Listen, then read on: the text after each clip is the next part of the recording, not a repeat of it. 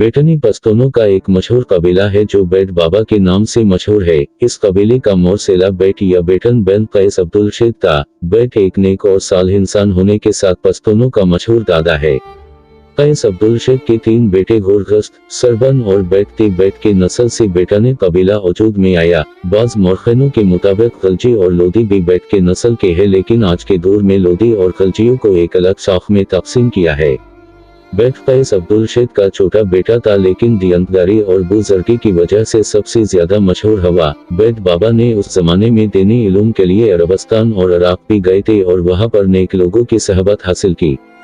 पैदाइश के बारे में मौरखिन को तहक़ीक़न इल्म नहीं है, लेकिन किताब पिटे खजाने के मुताबिक बेट खर्शबौन के कुछ मदद तक जिंदा थे। खर्शबौन 311 हिजरी में वफात हो गए थे। इस अंदाजे से बेट 3 सदी हिजरी के आखिर तक जिंदा थे। बेट बाबा की आखिरी आरामगाह को सुलेमान थी और गजनी के नवाह में उसका कब्र मुबारक वाक़ई है।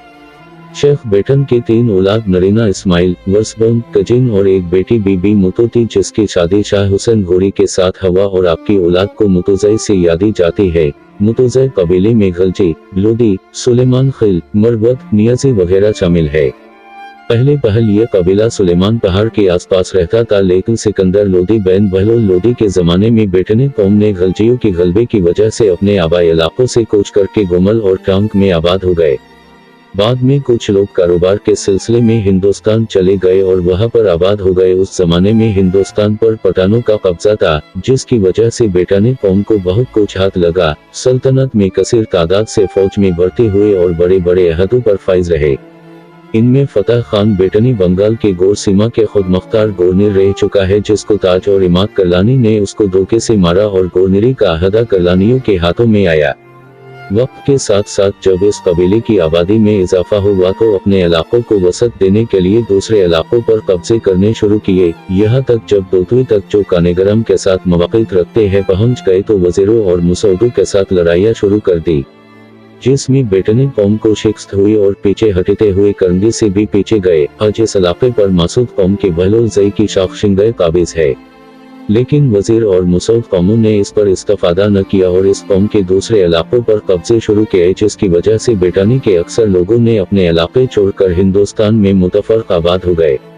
एक रिवायत के मुताबिक कबर पहाड़ जो बनों के जुनूब और टांग के शुमाल में वाक़ई है, इस पहाड़ पर पहले बेटनी के वर्गार या उगारी जो वर्सबोन की शाख है काबिज थे, लेकिन वक्त के साथ गोरबस कौम ने आकर कब्जा किया और बहुत से वर्गारियों को जान से मारकर उस इलाके से बेदखल कर दिए। हियात अफानी में एक वाक़या लिखा है कि गोरबस की येलुहार के बाद एक औरत जो हामिला थी जिंदा बच निकली और लकी चली गई। उस मुज़लूम औरत से 2 फर्जंद पैदा हुए, एक का नाम आदम और दूसरे का मारूफ रखा।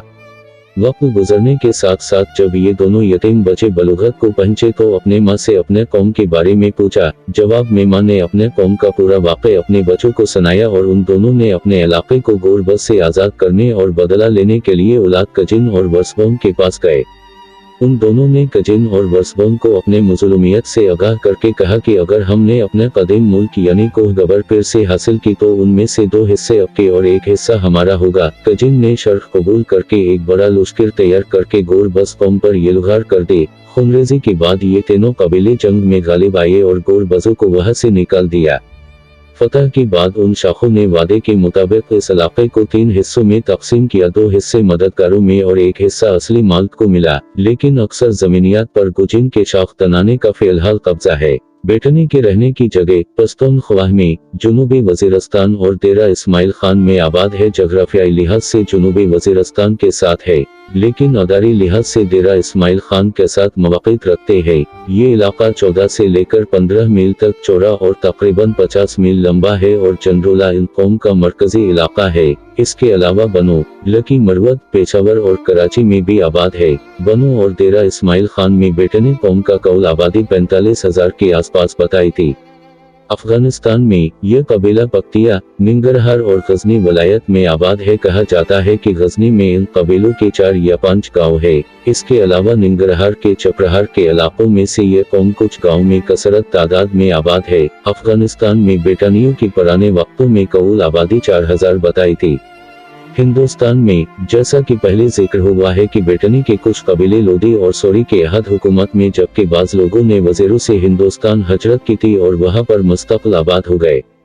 हिंदुस्तान में बेटनी बंगाल, बिहार, उड़ीसा और उत्तर प्रदेश के जिलों में आबाद है, लेकिन वक्त के साथ इन लोगों ने अपना जुबान छोड़कर दूसरी जबानों को अपनाया हुआ है।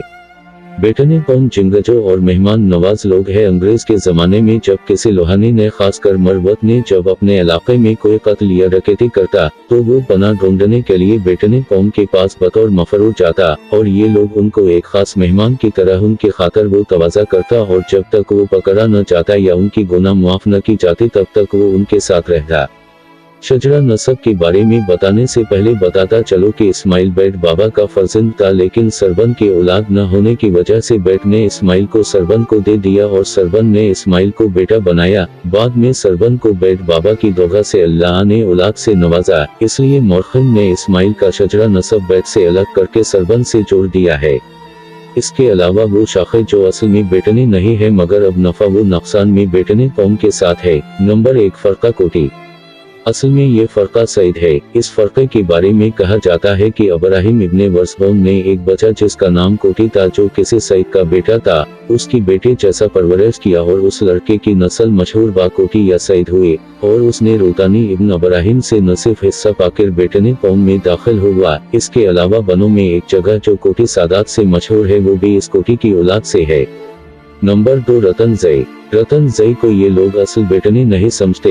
इस फरके के बारे में बेटनी कौम का ख्याल है कि अली इब्ने बुबक को एक शेर ख्वार बच्चा मिला था और उसने उसका नाम रतन रखकर परवरिश किया, जिसकी वजह से आपकी औलाद रतन जई से मशहूर हुआ। सिलसिला नसब बेटनी कौम का।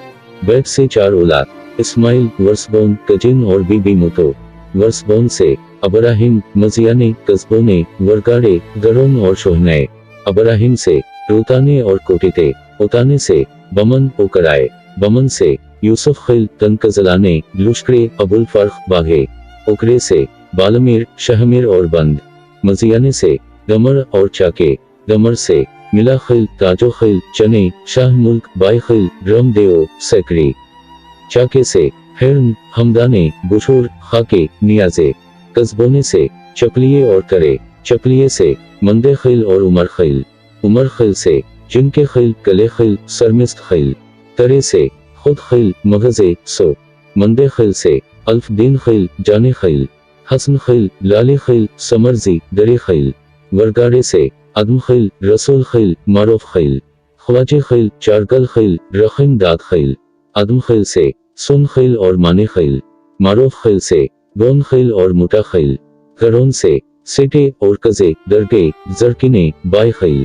गोरेजी, दोरे। शखने से गरीब पलारे, फतह खिल, चलाक खिल। अरबोन, साहब खिल, फरियाना। कजिन से केसो, अदीजई, पछाकिने, तीता, दना, किटा गराम। तीता से पाला खिल और सारे। पाला खिल की जोजा अव्वल से मंदान और खैची। जोजा दोम से तबरान, अबा खिल, शान खिल। तबरान से उमर खिल, सैदे खिल, नोमद खिल। उमर खिल से रोजे खिल और ममले खिल। रोजे खिल से सलमा खिल, चिंगा खिल। ममी खिल से आलम खिल, बबा खिल। नोमद खिल से शाह गुल खिल, हजारी खिल। फेरोज खिल, कुका खिल, बसे खिल। अबा खिल से हसने खिल, शकर खिल, जावल खिल। सीन खिल, आचा खिल। दना से बुया, बुबक, वरुकी खिल। बुया खिल से बाकिल खिल, ताज बेग खिल, पाखिल। रमय खिल, मसूर खिल, रसूल खिल, होद खिल, बेगे खिल, एस खिल, बुला खिल। बुबक से शादे खिल, अली खिल। शादे खिल से समाइल खिल, गाजी खिल। हाते खान खिल, अज खिल। अली खिल से सराद खिल, बीबे खिल। पेरा खिल, मदे खिल, उमर खान खिल। अब्दु खिल, हुसैन खिल, रतन जई। वरुकी खिल से केसो, मुसाजी, वोरे। किटा गराम से कंजे, हसन खिल। कंजे से परा खिल, सीन जई। परा खिल से तार खिल, हजर खिल, हजारी खिल, खानी खिल, नादर खिल, काइन खिल। सीन जई से मानी खिल, मियान की खिल, शेख मिले खिल। हसन खिल से बास्ते खिल, कलिंदर खिल। बास्ते खिल से दरे खान खिल, मेदाद खिल, राजमीर खिल। कलिंदर खिल से मुल्क खिल, कुका खिल, अबू खिल।